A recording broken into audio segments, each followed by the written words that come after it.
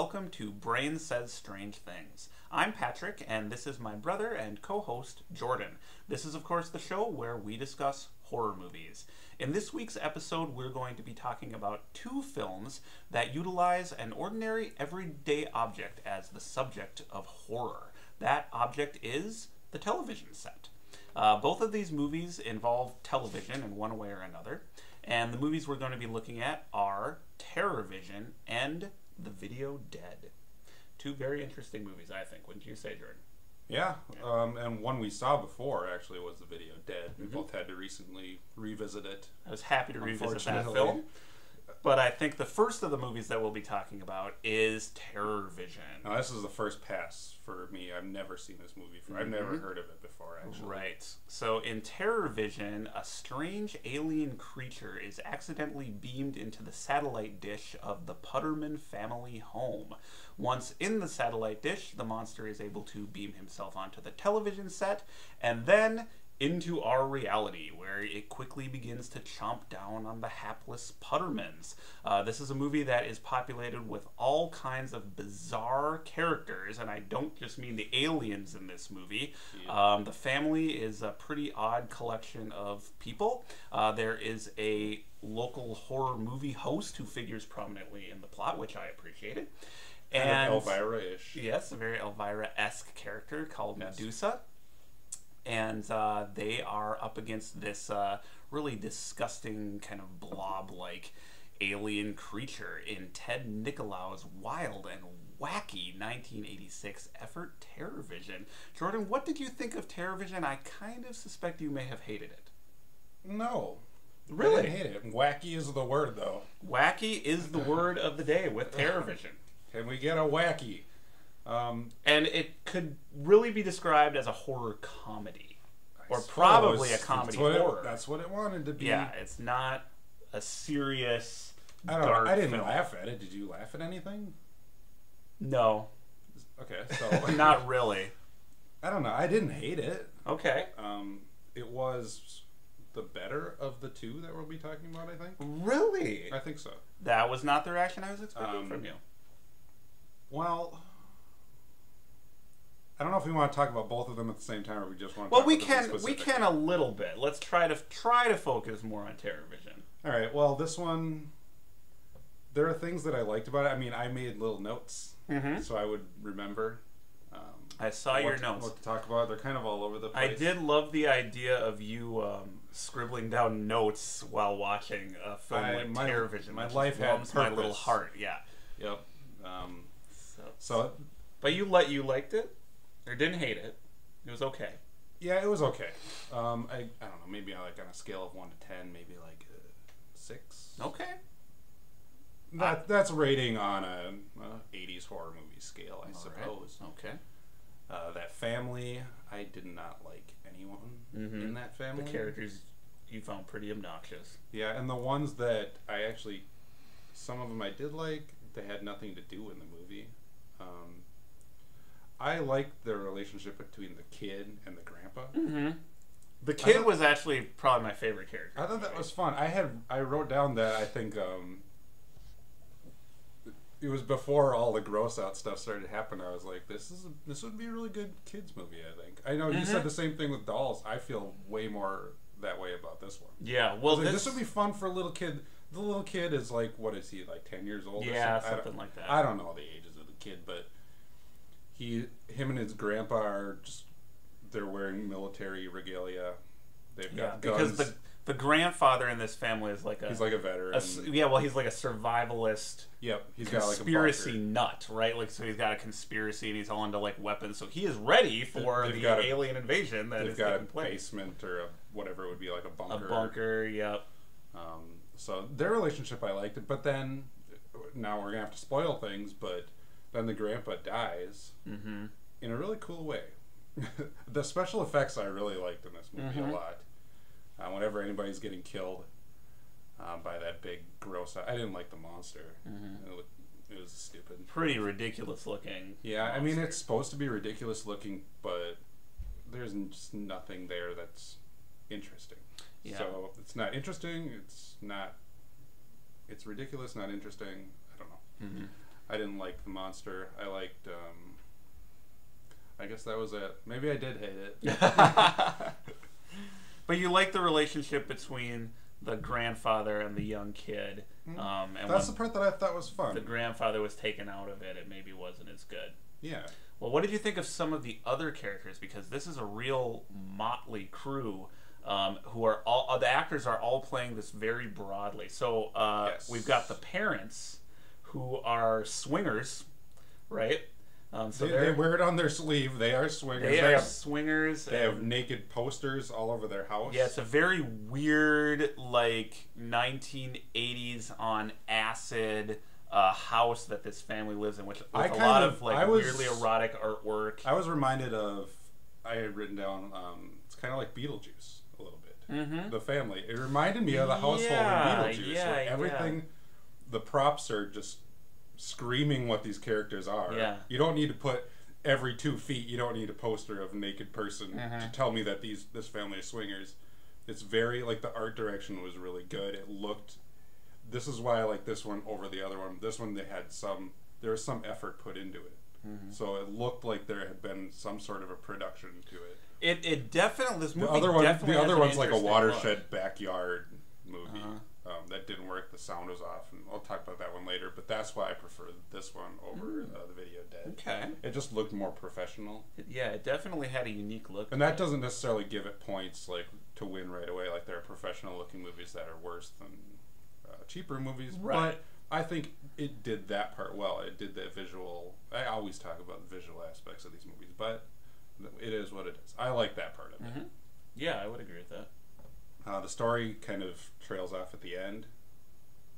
I don't want to reveal everything that happens. I think that's fine.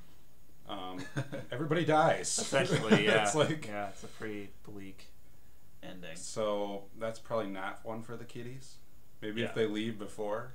Yeah. And also, I remember from my notes that they stop the plot like 3/4 of the way through. They just stop completely doing what they're doing, and they teach the monster how to do things. Yeah, what did you think of that? That part, it was just dumb. I agree. I thought that would be fine in another movie. They totally had nothing to do. It's like they don't know what they're doing anymore. The movie lost its purpose. Yeah, at that point. I totally agree with you. I mean, this whole movie, as we've suggested, is played for laughs. It's not supposed to be realistic. And there is one point where the kids kind of try to train the monster and become like friends E.T. with the monster. They even say in E.T. like a in the twisted movie. kind of E.T. way. And those sequences where they're teaching the monster how to say various words and how to eat and what food is, etc., just go on and on and on. Yep. And that is the comedy in this movie really didn't work for me personally. It's not the style of humor that I personally find really funny. I don't really like that really broad kind of humor. Yeah. And this is where it bogged the film down the most, I thought. Maybe because there was no kind of threat or tension. It really was just these really flat scenes of them trying to teach the monster. But yeah, that was the part of the film that I least enjoyed. And overall, I didn't really enjoy this film very much. I hate to say it, and I had high hopes for it. But yeah, that was my least favorite part. Well, if you kind of, I guess you disliked it more than me, what did you like about it? There's not much I did like about it. That's a loaded question. Yeah, I didn't really enjoy watching it. Okay,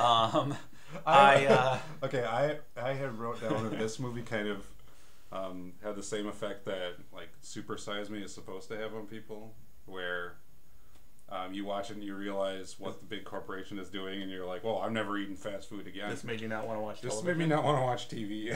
Or I was thinking, like, why am I sitting here watching this movie? I was like, boy, they're really saying something, I guess, with their message. You're wasting your life. And they're making me want to turn off the television right now while I'm watching this. Yeah. Yeah, it's a movie that on some level I appreciated it and admired it, because I know that there are probably people out there who, this is like a cult classic. They really love this movie. And it's, in a way, a hard movie to criticize, because I feel like if you say that, you didn't like Terrorvision or you didn't enjoy Terrorvision, it's like, oh, well, didn't really get it. It was like a satire and it wasn't supposed to be like good. It's like, yeah, but you can do that sort of thing badly too. And Terrorvision just wasn't entertaining to me. Especially with the point that you're talking about, where it just stops. They pull the emergency brake and it stops completely right there. Yeah. At totally the wrong moment when you need to be ramping it up and you're supposed to be getting all excited about it.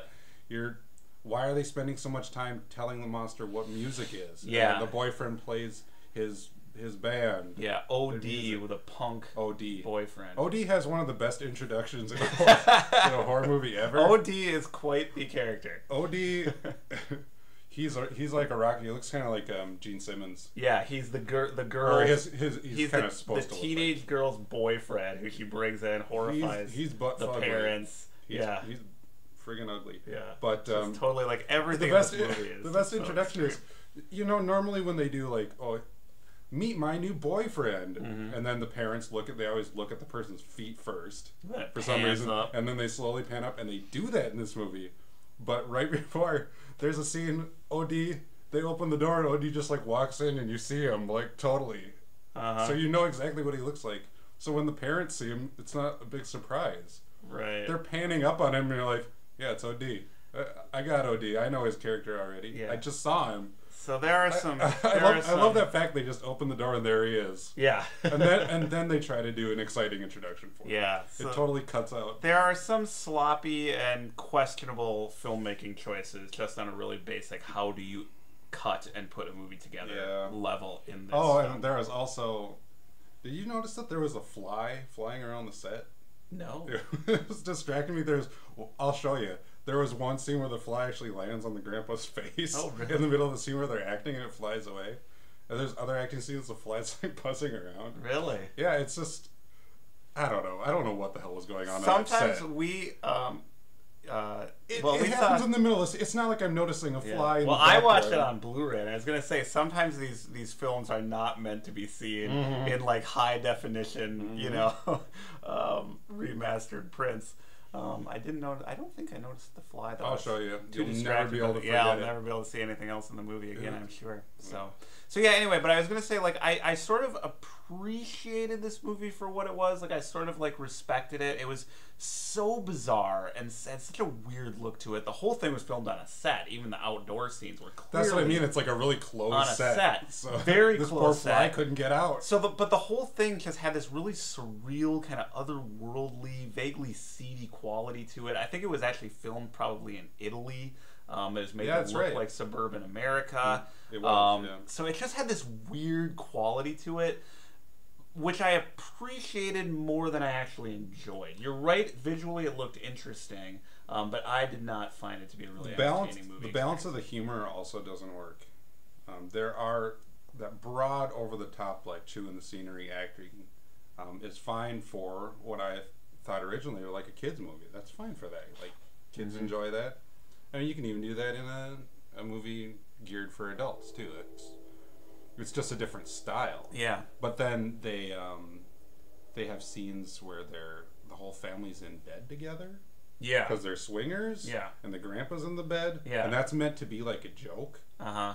Like, I don't know what people would think about that. I was kind of... It's a trauma movie at that point. It's just... Yeah. It had that vaguely kind of seedy quality. And then, to it. remember when they're in their pool? Their sauna? They say it's a sauna, but it's a pool. I don't know if they know what a sauna is. They call it a jacuzzi. A jacuzzi. Whatever. And they're drinking Heine's. Yep. But was this movie sponsored by Heine? They asked that in the commentary track, but I don't think it actually was. I just think there's probably a sale on. All right, so when one of the couple that they bring home, it's a guy and a girl. The one Italian guy and the girl, and then the girl's in the jacuzzi.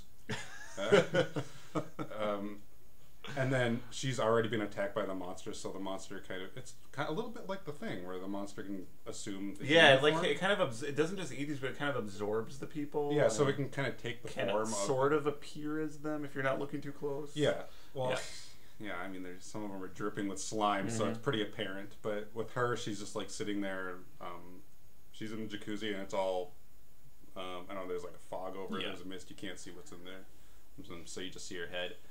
And then the Italian guy is going to join her in the jacuzzi. And and he gets in and he's like, oh, what is this, algae? That's my Italian. Yeah. He's like, oh, no, maybe it's a sex lubricant. And I wrote in my notes, I want to see exactly what I thought. Sex lubricant. All right. He's like, oh, maybe it's a sex lubricant. And the thing I was thinking was, Look at this movie. I was like, yeah, maybe, I don't care anymore. I'm sure it is. Right. Let's just go with it. Right. It's like, that joke did not work. Was that a joke? What was that? How do you classify that?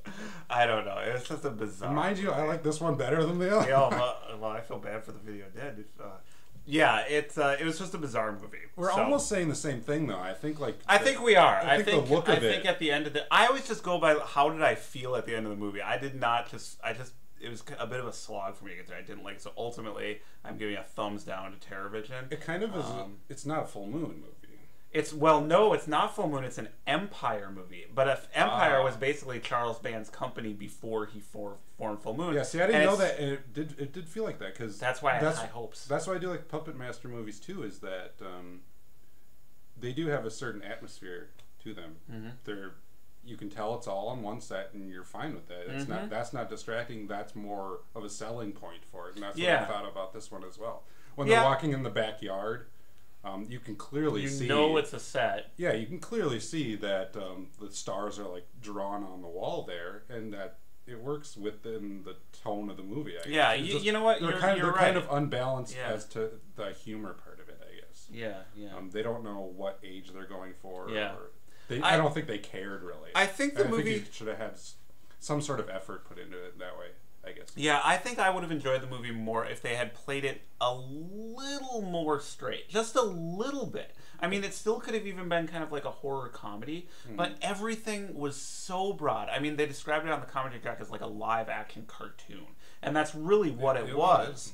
Which is what Beetlejuice is, too. I mean, the performances by these actors and everything were just so over the top. I know what you mean by being like too much of that, though. It was just exhausting. I also found distracting in the scenes. I mean, this is why I was able to pick up on the stupid little fly, is that whenever they're sitting next to each other, they're all crammed together. They're sitting on the couch and they're like up against each other in every scene, and they're looking at the TV that the monster comes out of, and they're all standing right next to each other in this house. And I get that that's supposed to look cartoony. Yeah, I think it was like, but it's distracting when it's real human beings. It just is. Yeah, the visual style that I would compare it most closely to for something sort of contemporary is like Malcolm in the Middle. It kind of like was filmed in that style, like just really kind of like hyper, stylized. But that's the part that I was missing. It was not hyper.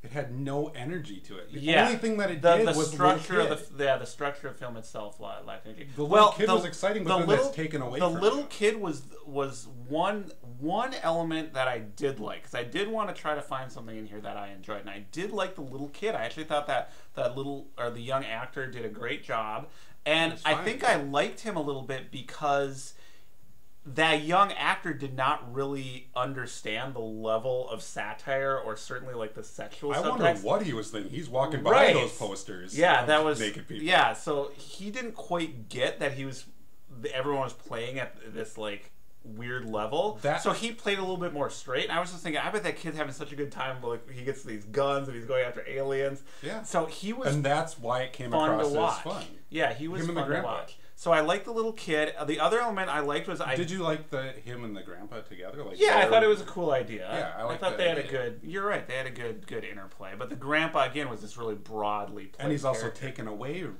too soon. Where that should have been the movie where it's them, the kid and his grandpa, whatever. They bond, whatever. Yeah, and they defeat the monster at the end. It just almost the complete opposite. Yeah, the structure of the film really kind of threw the pacing off and it bogged it down a lot. So yeah, absolutely. And see, like people who like these kind of movies, like people who like kind of these are their kind of cult little favorites. They don't like to hear those kinds of criticisms. You know what I mean? That's like, I almost don't like saying that. I know, I don't either. Like to look honestly, at a movie like Terrorvision and be like, well, the underlying structure of the plot, but the truth is that it affects the film. Whether you're doing comedy or a serious movie, you need to have that structure in place. And that was a little bit off in Terrorvision. So, but I did like Little Kid. The other one I liked was I did like the theme song by the Fibonacci's. I liked the Terrorvision theme. I thought it was very catchy and very memorable. It was ridiculous enough. Yeah, it was really weird sounding music. It was bizarre, so I really liked that. I agree. I put it in to watch it. And I kind of walked away for a second, and all of a sudden that music started playing, and I was like, right. like I'm back. Right. It's very like right away when you hear that song, you know what kind of a movie. You know this is not going to be like played straight. This is not going to be subtle. So the song with the Fibonacci's I really enjoyed. And I know you did because you must have looked up the name of the artist because I didn't know that was. It was on. I think I noticed it in the credits, but I watched a lot of the supplementary material, so they mentioned it. Boy. And I can't completely, give a completely negative review to a movie that prominently features a horror movie host in it, which this one did. That. He wasn't really there for any particular purpose. No. But there was a horror host character in it, Medusa, kind of a sexy Elvira type horror movie host who becomes a victim of the. They could have gone monster. a little more. Well, she's not attractive. Yeah, well, she's not Elvira, but she's in. She's attempting that type. So I did like her, and but yeah, I had higher hopes for this movie because it was a Charles Band production, and I'm a huge Full Moon fan, as you know, and as people know who watched our Puppet Master episode of Brain Says Strange Things. Both of you. Yep, thanks guys. And so I had really high hopes, and it's also directed by Ted Nicolau. I think this was his first film. He's the director. You mentioned him. I was going to say what. He's the director of the Subspecies series, which is some of the best movies that Full Moon put out. Really kind of somber, gothic vampire movies. Very different than this, though. So those did not really give me any indication of what I would get with Terrorvision. So I'm giving it a firm thumbs down. Sorry, Terrorvision. I get it, but it just wasn't for me. I'll go thumbs down with a little bit of a warning that you can pick things out of that are entertaining. Yeah, I agree. I think definitely it's geared more like to a much younger audience than what it thinks it is. Yeah. There are things in it where it's not appropriate for children. There's no parent. It's sort of on that level. There's no my parent, initial reaction to it. There's no parent who would probably want their child to see this movie, but I think a lot of kids would enjoy this movie. Yeah. So there you go. That's fair. Well, all right. So the other movie that we watched was The Video Dead. And this is a movie that we had seen before, but we revisited it recently. And they both came out pretty much around the same time, like they're a year apart, basically. Yeah, they both came out in the mid-late 80s. So The Video Dead is essentially a zombie movie. It begins when a haunted television set of unknown and vague origins. Now, we've both seen this twice, so we should know this. There's a lot that doesn't really add up in The Video Dead, but we'll get into that. I'm just going to call it a haunted television set is accidentally delivered to an ordinary suburban home wherein zombies are soon shambling out of the television and into our reality. And again, they come up against a kind of motley group of characters, not as motley as the group in Terrorvision, but we've got 3 dopey teenagers, 2 siblings and their neighbor, a grizzled Texan whose wife has already become a victim of the video dead, and a little dog, a little poodle named Chocolate. And Chocolate. Yes. So these are our protagonists, although poor little Chocolate not with us too long. And they have to fight the zombies. And the television stuff, kind of sets things up, but it quickly becomes a zombie movie. But I'm not going to say just a zombie movie, because I actually think they actually have some kind of interesting twists and spins on the zombie mythos here. Really? I'm going to let you go then. Somewhat.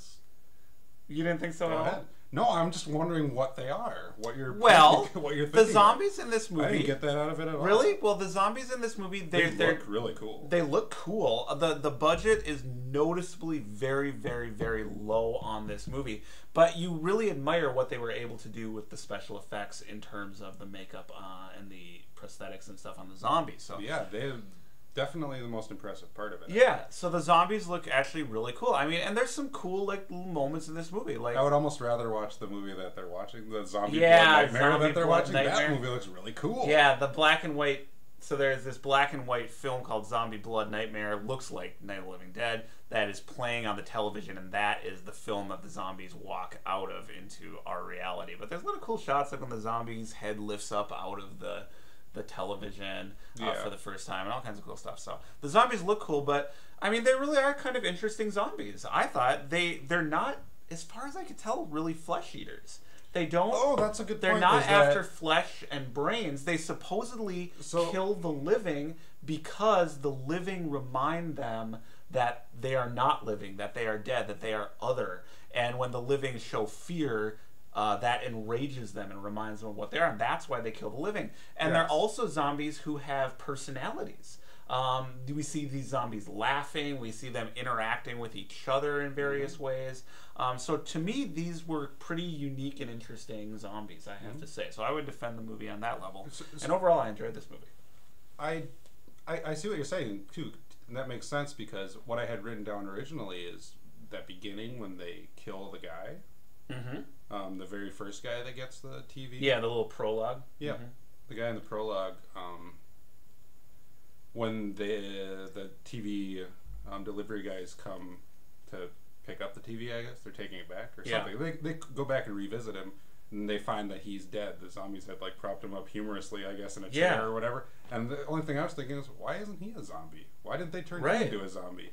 And you're right. That point it played out that way. So my initial reaction was like, well, they don't even know what they're doing. But they do kind of prove themselves a little bit. Yeah. But it's just different. It's just. And I also written down as one of like a really nice touch is that scene at the end when they're at the dinner table. The zombies are all, I love that scene. I actually forgot how the movie ended. So did I, and I watched it today. No, but I forgot about that end scene, and when it started to come up to me, I'm like, oh yeah, that's how this movie ends. And it was like kind of a neat ending. I guess we won't completely spoil it, but I really enjoyed what they did with the zombies. I like that they were each distinct characters, like the zombies. They each had names in the credits. Some of them look kind of dumb though, like the blue ones.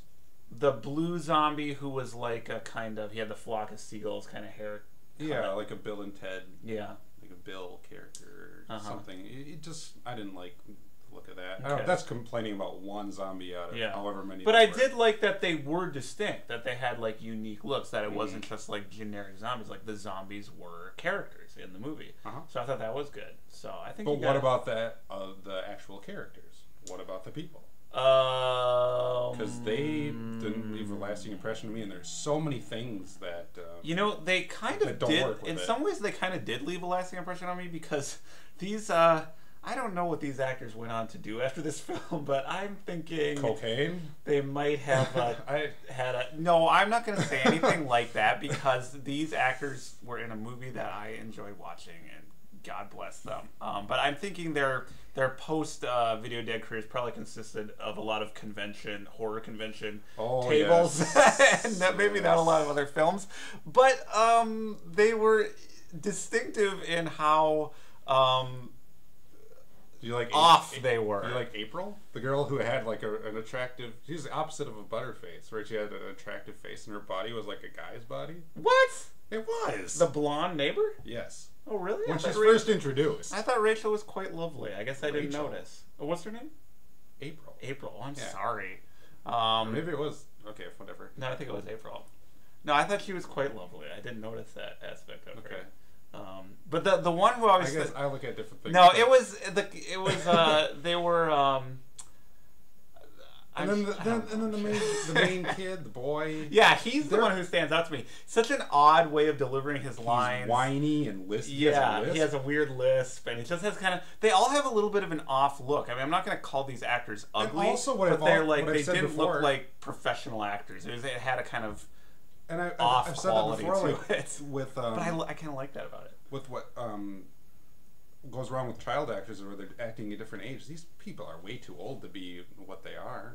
The movie, don't you think? The boy I think was about The spot boy, on. maybe I think the he girl was actually about 16 or 17. The girl could have been like the girl parent. looked a lot older than she was playing the older sister. So yeah, the characters are two teenage siblings who are moving into this new house. Their parents have bought this house, but the parents are off in another country doing some kind of work. These kids are like semi-abandoned.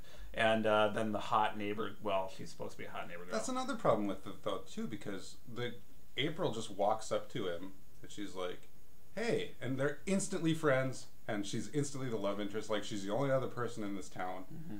I don't know. I mean, there's so many little things you could do that, I don't know, that shouldn't stand out in a movie like this. That should just be, like, that's an easy fix. Mm-hmm.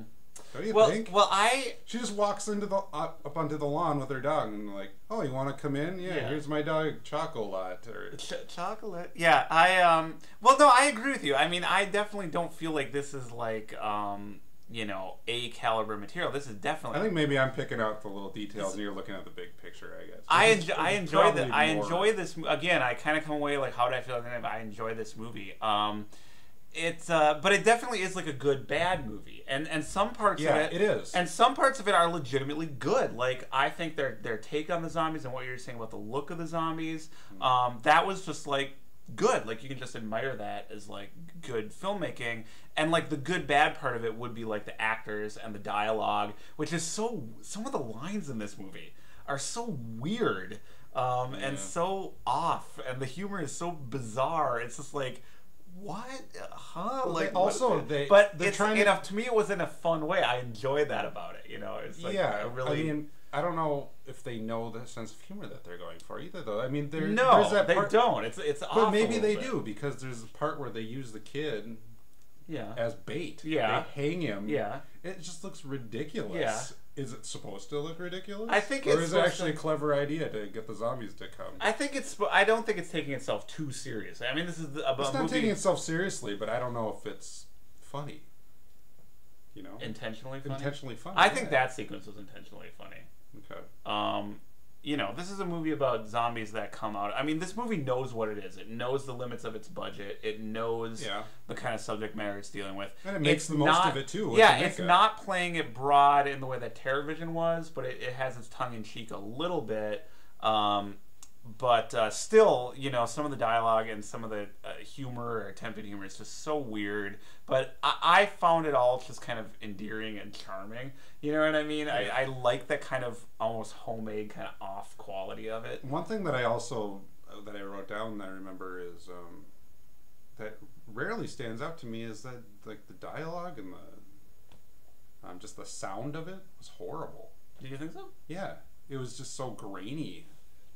I know you talk about films being grainy, but the sound was all on the same level. I was like constantly turning up the volume, turning down the volume, trying to hear what the people were saying. Really? I don't know. It's a weird criticism because I don't remember thinking about that of any other movie. It's just something that stood out to me. I didn't notice that aspect of it, but you might be right. The movie did have kind of a grainy, kind of washed out look. I mean, it's cheap, and that's why it looks. That's why it sounds bad because it's cheap. But then at that rate, you're just like, well, why even turn it into a movie if it's gonna? You gotta at least. Wow. You gotta swing for the fences. You gotta. I don't know. I guess I didn't. I don't always maybe notice those kind of like technical aspects to the extent that you do. So I honestly didn't notice that about the sound. I did think the movie. I mean, it clearly had a low budget. It did have a kind of like. Yeah, but so did Evil Dead. Yeah, it did have like a washed out look to it, but.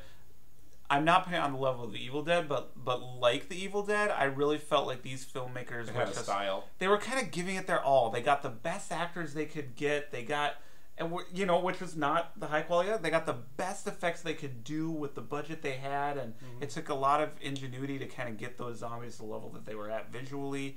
I just got the sense that these were real, genuine filmmakers who were excited to be making this movie, and they were kind of in people's backyards and.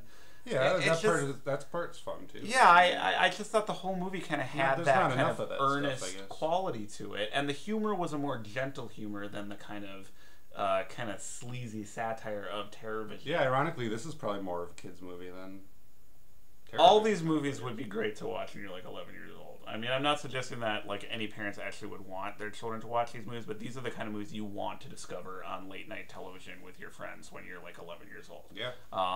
So you can one day too spend your life making YouTube videos about horror movies. But no, so I dirty job. I actually was surprised by how I did not watch The Video Dead as a kid. I was not aware of this movie. No, I'm kind of surprised. It seems like it would be very present. How did you find out? Video about stores. It? We found out through Netflix, right? Oh, I thought it was going to be the Scream Factory. Oh, that was going to be our Scream Factory. I was trying to make a segue and I failed. I didn't pick up on it. You're right, though. No, I actually, we saw it for the first time on Netflix, but I remember I think we were like watching 80s. We specifically wanted to watch 80s movies. We're just like in that mood. And we were flipping through. We saw this Video Dead. Yeah, and Jordan thinks we do too many 80s movies on this show, whatever. They're good. We saw like this movie called The Video Dead, and it had the poster with the zombie, like it was a drawn poster with the zombie coming off television. It's like, oh my god, that is the 80s right Decision made for me. Yeah, so that's when we first saw it. So that was a little while ago. But we revisited it. So let me pick up our segue through... Dead in the water. Yeah. Through this great double feature Blu-ray, Terrorvision and The Video Dead, that was put out recently by Scream Factory. And Scream Factory, we've mentioned them on the show before, but we wanted to take a few minutes to talk about them. I guess they did put together the perfect companion as we're wrapping movies. up this They're episode. Yeah. Perfect. So a lot of times, I think Jordan and I kind of pride ourselves on coming up with good ideas for double features and themes for these episodes. You don't take credit for this one. Yeah, but this one was pretty much done for us. Terrorvision and The Video Dead were recently released as a 2-pack, a double feature Blu-ray DVD combo by Scream Factory. So that was just like the perfect idea for a double feature and a perfect idea to build this episode around. Scream Factory is a division of Shout Factory, who do a lot of cult movies and TV shows and really cool stuff. Very obscure ones. You probably own some Shout. Oh yeah, I don't even know of. Yeah. I have some Shout Factory too. Like I have they did some Elvira stuff. They did all the Gamera movies.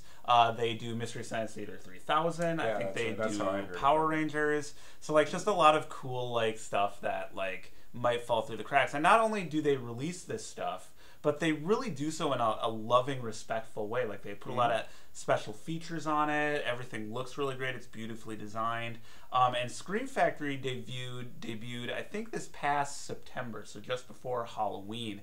They came out with their first couple of titles through the Scream Factory imprint, and they're really dedicated to releasing kind of retro horror movies. A lot of 80s stuff, yeah, but some 70s stuff too. They were also, that's where we watched, what was it? They Live. They Live, yep. Oh, I forgot to grab my They Live DVD. I grabbed all these other Scream Factories. So yeah, they put out They've got Live. Like 9 commentary tracks on it. It's like totally overkill, but it's perfect. It's just what the fans want. Like just the idea that anyone would release The Video Dead on Blu-ray. Slumber Party Massacre. Right? Slumber Party Massacre.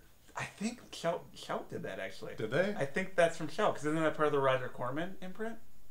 It might be. That's because that's Shout Factory. Oh, man. But yeah, they're just a great company. And Scream Factory, I'm a huge fan of them. I mean, you can follow them on Facebook and keep up with all their new releases. They're just really awesome.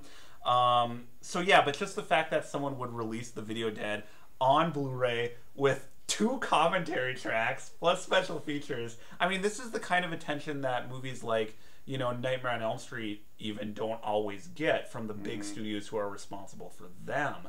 But it's a real labor of love from these guys at Scream Factory. I've read like interviews with them. These guys love these movies. Their first 2 releases were Halloween 2 and Halloween 3. And I thought the most underrated Halloween movie ever. One of the most underrated horror movies of all time, Halloween 3, Season of the Witch. They did this great new cover art for it. Just looks absolutely fantastic. Most of their stuff has new cover art. You can reverse it to get the original image on the flip side.